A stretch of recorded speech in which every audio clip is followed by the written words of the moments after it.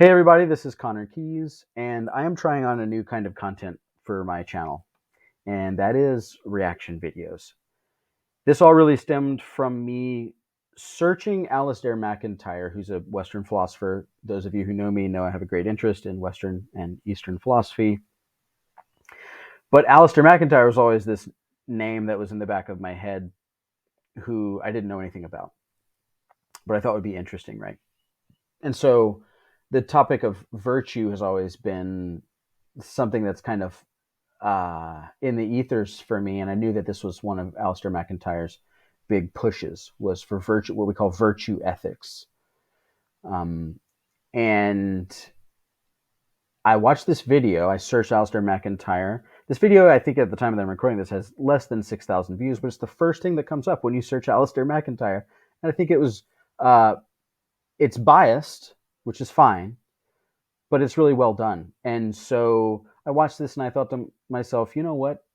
Perhaps my audience would like to see this. So this is an attempt not only to provide content for you, the viewer, but also to help elucidate the philosophy that comes through me in this life. So let's watch this video together. The 21st century is experiencing significant moral and cultural challenges. The prevalence of wokeism and moral relativism, the idea that right and wrong do not exist, is encouraging conservative reactions. So those of you who know me know that non-dualism is core to the philosophy here. Now, how do you square that circle with the things that we see in our world that are obviously even evil? You know, just to use strong language like that. That is a mysterious thing which we may talk about, but it's kind of obvious from the start of this video that moral absolutism is a presumption on the part of presumably this guy and of Alasdair MacIntyre. I'm not necessarily arguing for or against that. I'm not arguing for anything. This is just an exploration. So, but I just want to kind of point that out, that, like I said, this video is very biased. In the public. Believe it or not, but the Scottish-American philosopher Alasdair MacIntyre knew that all of this would happen. MacIntyre argued that the Age of Enlightenment caused a moral catastrophe in the West because it destroyed the building blocks of morality itself. MacIntyre thought that Western civilization had built its morals off human nature, and the Age of Enlightenment threw this all away. MacIntyre argued that the Enlightenment thinkers set out to replace traditional forms of morality and instead using secular reasoning that did not respect man's nature or man's purpose. What I like about this, and I'm going to pause it again in a second, but what I like about this is that at the very least from this slide, we are presuming that there is something about man's nature which is at very least interested in the divine. I do see problems with secularism, right? Because it emerges from, like he's saying, the sort of rationalist enlightenment and all this kind of thing. I do like that about what's being said here. Instead, what the Enlightenment did was destroy Aristotle's notion of a virtuous life that had shaped Western thought for nearly 2,000 years. The Age of Reason rejected the idea of the telos, the idea that the universe and all things worked in a particular way. So when he has a typo here, it's a particular way. And this, I'm not sure about this, but this is not at least my understanding of what telos means. So telos, or telos, as we like to say, telos, is the idea that the things that happen in nature are purpose driven, that nature has, I like to call it an intention, right? There's actual intentionality in existence, in life, in, we're talking about nature. For Aristotle, it was nature. It was that the acorn's purpose, the telos of the acorn is to become a mighty oak.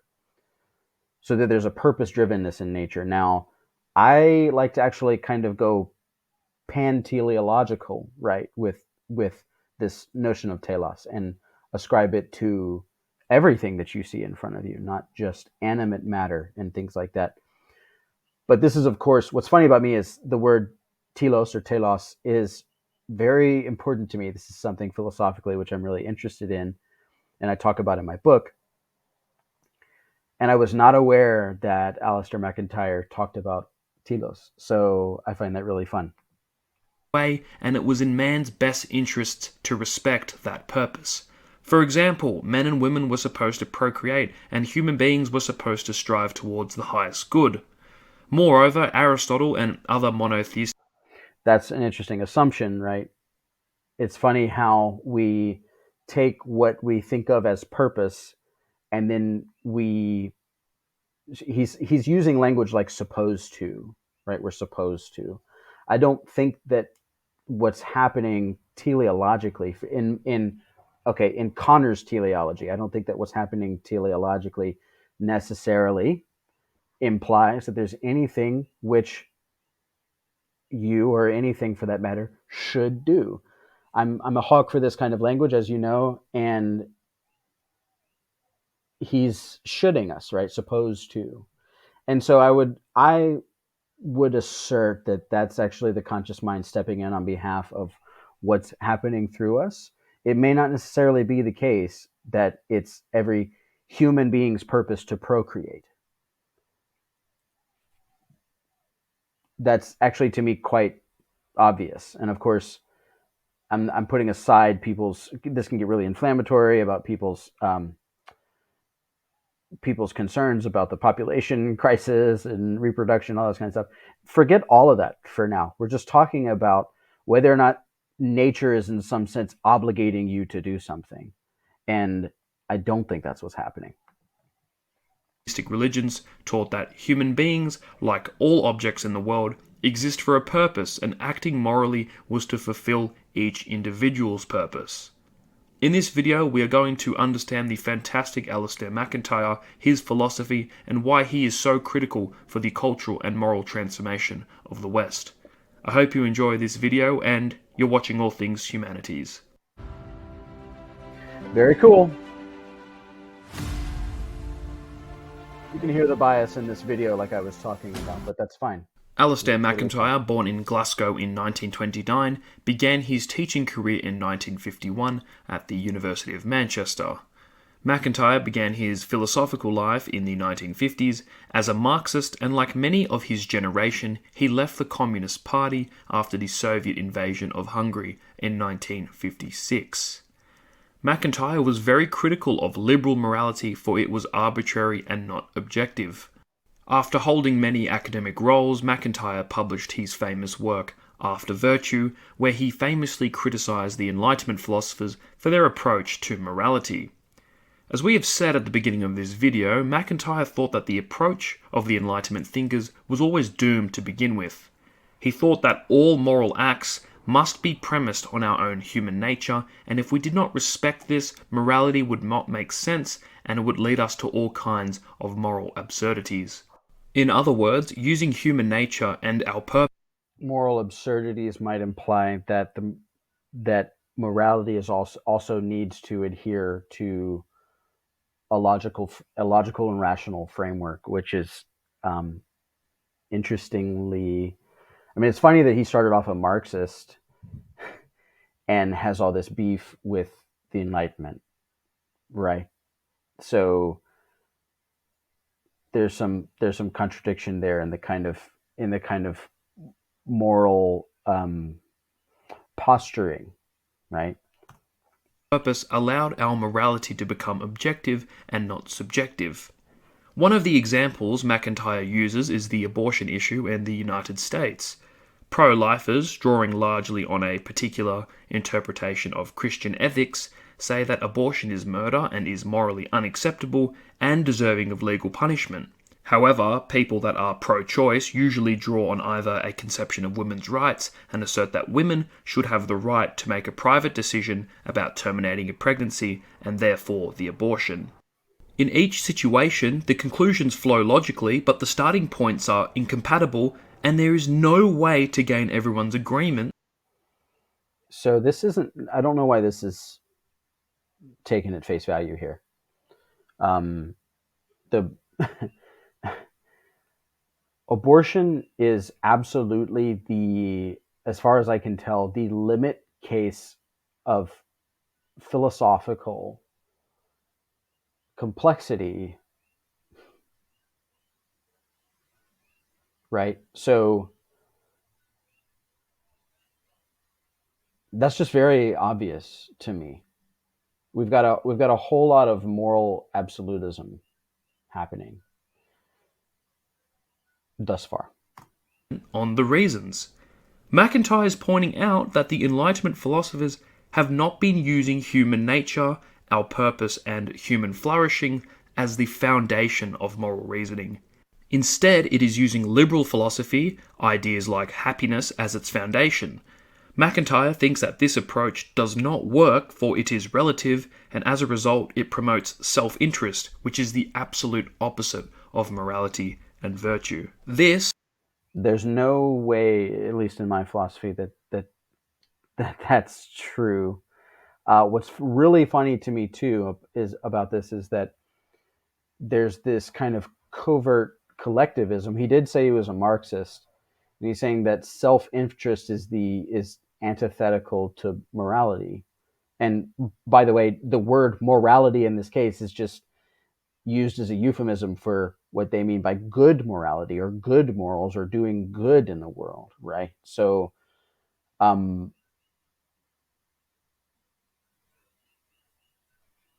that is entirely alien, at least to me, that all self-interest is out, because you've got a you've got this really complex web of sort of conservative philosophy that on the one hand can go like Alasdair MacIntyre, and on the other hand we've got someone like Ayn Rand, who they would not get along.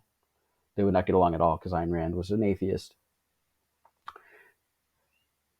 And yet there's this conservative reaction to liberalism that they're both responding to in very different ways. And someone like Ayn Rand says that self-interest is the best. It's the best. And for those listening, and if you're interested, Connor would say that self-interest is natural when it's right, and that sharing, or however you want to put this, collectivism or serving the community, communitarianism, or something of that nature, comes naturally when it's right. It's not something that we have to rationally and a lot of this is about relativism and objectivity, which makes it really interesting to me, and I think philosophically problematic. In the eyes of MacIntyre, has led us to cultural beliefs like wokeism and transgenderism that we see now in 2022. On top of MacIntyre's focus on human nature and purpose as the basis of morality, he also advocated for Aristotle's virtue ethics. In short, virtue ethics identifies morality as the habits of good character.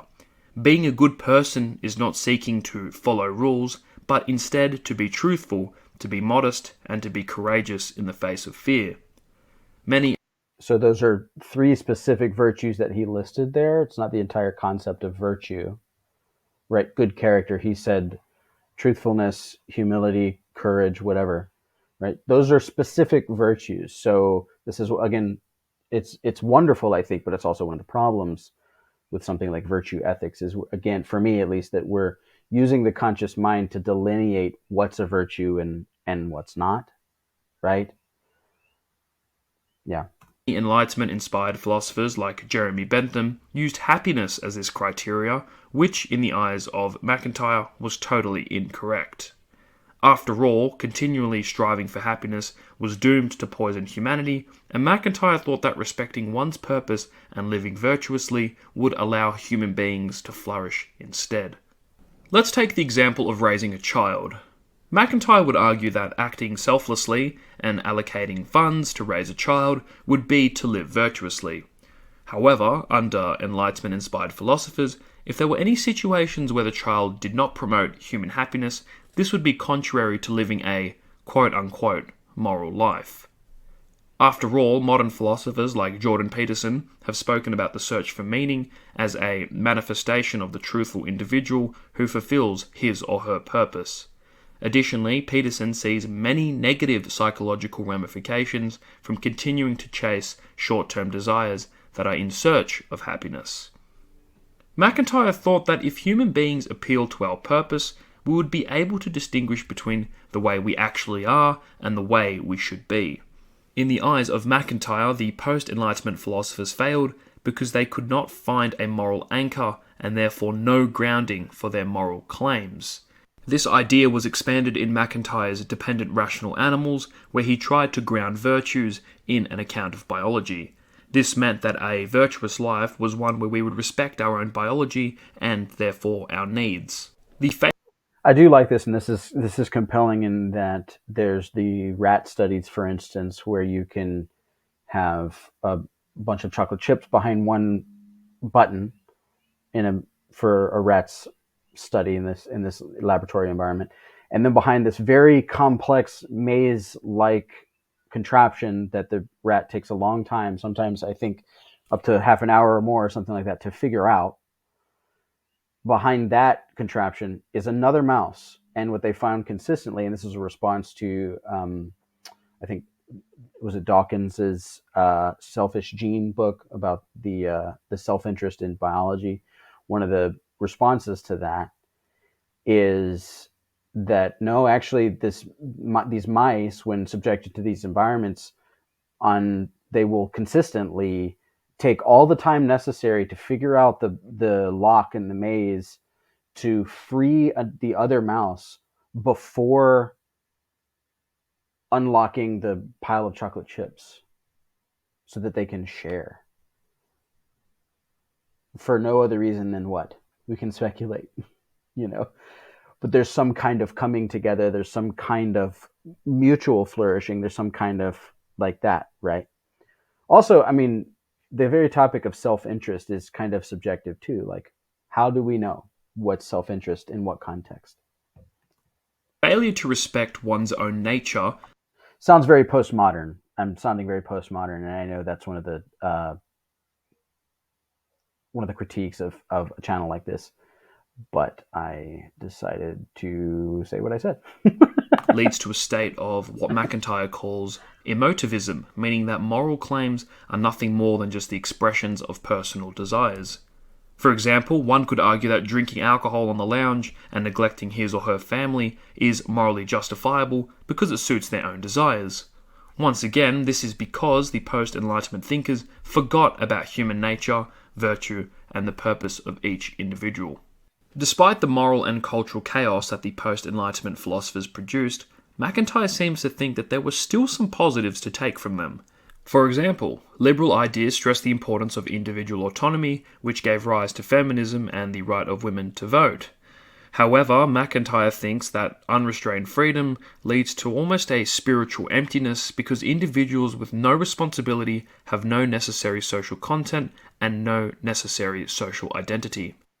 Right. So you see the equation that's being made between having what he's calling unrestrained freedom and having an identity, right? This is why my philosophy is that your identity is given and your freedom is given. It's just granted, it's baked into the very fine structure fabric of reality itself. It's not something that I have to use my rational mind to delineate what virtues are worth following and which ones aren't. And that's one of the big sort of differences between not only this kind of pre-modern or pre-enlightenment approach and his response to postmodernism, and kind of what I'm offering out here, which is not even something in between. It's something certainly it's something beyond. This means that if individuals do or say whatever they want, it becomes destructive and meaningless. As we've spoken about, it becomes impossible to justify what is good because we have lost the moral foundations of human nature. This also creates an epistemic problem when determining whether claims are true and what is believed to be true. If we do not have human nature and purpose as the grounding for what is right and what is wrong, then it becomes impossible to determine what is truly good and what is believed to be good. If not, moral principles become limitless, self-centered, and chaotic. This is how concepts of wokeism are born, because claims of injustice and unfairness are endless. The most damaging consequence of the Enlightenment for MacIntyre is the decline of tradition, where an individual's desires are disciplined by virtue. The whole idea of upholding a tradition was for human beings to restrain themselves and appreciate the delicacy of traditional acts. An example would be holding up institutions like marriage or church attendance rather than appealing to human desire and short-termism. MacIntyre thought of morality as a type of game. Moral behaviour is like any other practical activity like playing chess or herding sheep. It was a matter of conforming to the standards of that practice. For example, a player cannot decide for himself what is to play chess well. To be a good chess player, you have to align with the structure of the game, and MacIntyre is saying morality should be treated in the same way. This was what occurred to me the first time I watched this is my second time watching it, by the way, is that's kind of an absurd statement, right?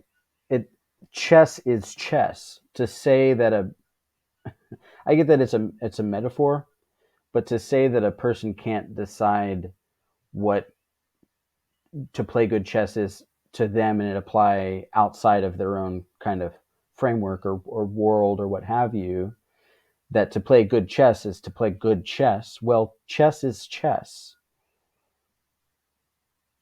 And so it's kind of abstracting so far from what's really going on that it doesn't take into consideration the fullness of lived experience. And so for me at least, to play good chess is going to be what it means to play good chess is going to be evident to every person when they sit down to play the game of chess. No one's going to sit down. I hope that makes sense, that good chess reveals itself to the person from the world in which we share in the moment in which it's experienced. It's not, I mean, it's absurd to say that someone would, define that for themselves. I get that it's a metaphor, but that's my response to this, and it extends to other things too. It extends to the entire philosophy itself. It's that what we are after, so to speak, is precisely what's attempting to emerge from within us in the moment in which we find ourselves asking, what's next? And this is extremely problematic philosophy for someone who's, like, say, the person who runs this channel or this kind of conservative philosophy. It's not a liberal philosophy either. It's not a liberal philosophy either. It is in many respects, but I am not arguing. I mean, I'm about as anti-nihilistic, in many respects, anti-atheistic, anti-nihilistic, I should say non-atheistic, non-nihilistic, non-existential as I could possibly be. In fact, it's very spiritual. It's divine. They talk about human nature. Well, what is human nature? I think that's a big question here. Being a moral person was to abide by the structures of the universe and not to arbitrarily decide what was moral behavior. See, the universe, to me at least, doesn't behave in terms of structures that it's imposing on you from without. The universe behaves as an emergent unfolding from within. Do you see how the assumption there is that you either conform to the structures of the natural law, for instance, used to be what philosophy, classical philosophy and all that was all about, was natural law. This is what Alasdair MacIntyre is saying, that we've lost that natural law teleological component. But for me, the teleology, the telos, is present in everything, and it's emergent in everything through consciousness and all experience now. It's a lived experience from the present. It's not that we observe nature, we observe the universe, we observe the world, and we rationally and intellectually discern what the structure and what the rules should be based on that. You just know, you just feel it. and what was right and wrong.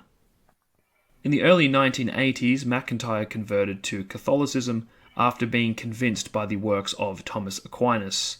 This is because Aquinas premised his concept of morality off human nature, and Catholicism still upheld this doctrine. There are some criticisms to be said about MacIntyre.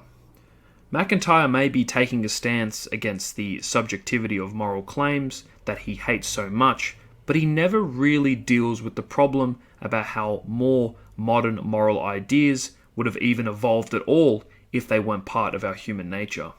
After all, the Aztecs were happy to rip the hearts out of their own slaves and sacrifice them to the gods, and while doing so, were in a state of happiness and joy. Well, okay, hold on, right? The Aztecs were discerning the structure of the they were doing okay, they were doing exactly what Alasdair MacIntyre is advocating for.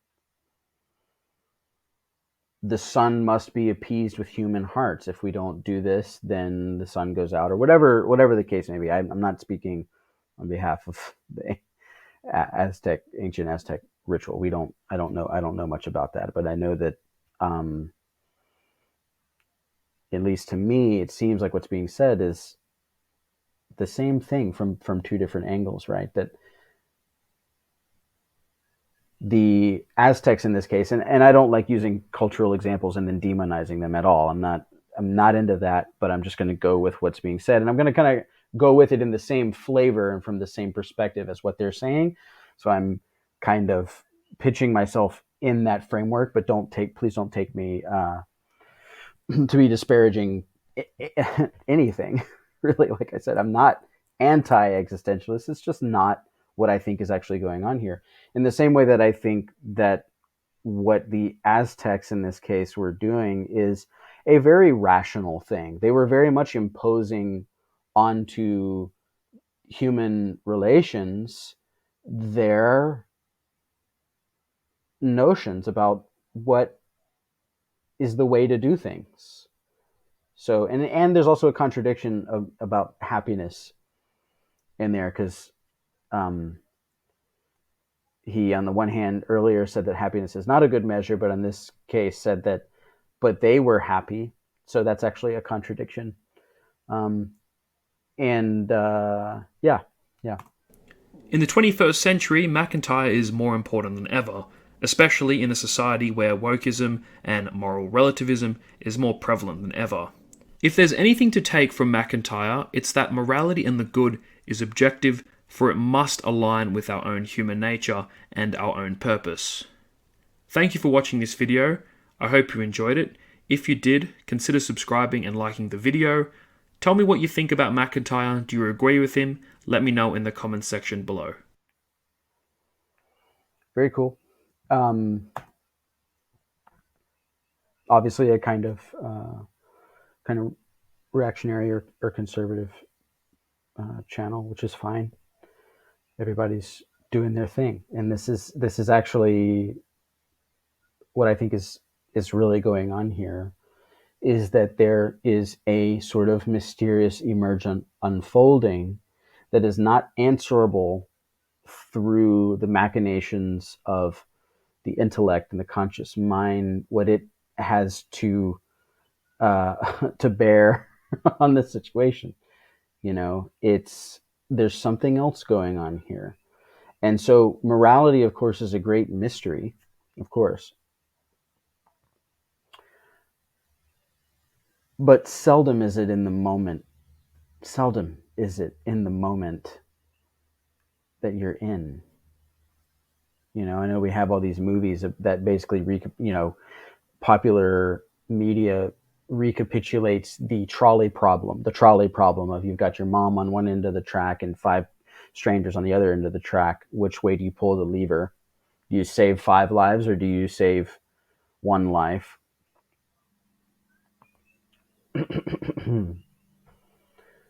I don't I think that there's, cosmologically speaking, and if we situate ourselves, talk about human nature. Well, what is human nature? If there's something else going on here that is bigger than my assumptions about what I can rationally discern in terms of morality or ethics, or coming up with a structure by observing the universe and it be this kind of rational process. And if human nature has this divine, emergent, expansive characteristic, I think situating ourselves between, the modernism and the postmodernism, and just saying, to say that I'm not the one to judge isn't just a throwaway postmodern concept. It actually means, like, I can step back from what's happening, and I'm not that person. And I can imagine maybe even being that person in the trolley problem. And, one answer to the trolley problem is, for instance, anyone who sacrifices, their mom for five strangers, one response to that, that's definitely a non-utilitarian one. I mean, that's part of what MacIntyre is responding to as well, is that anyone who does that is an asshole. They just killed their mom for five strangers. Great. Are they traumatized? Yes. It's an awful it's an awful thought experiment. But this is where we get when we are trying to grasp at being human in this hyper rational and abstract way, and instead trusting what emerges, trusting what's present, trusting what we know is actually coming through us in the moment that it's coming through. So spiritual. It's deeply spiritual, I think, what's going on here. And so that's my philosophy. Thanks for watching. And if you have any thoughts on this, please comment. It'll be interesting to see what this is like. It's my first ever reaction video. But let me know if you like this, and we'll do more of it. Okay. All right. I love you. Take care.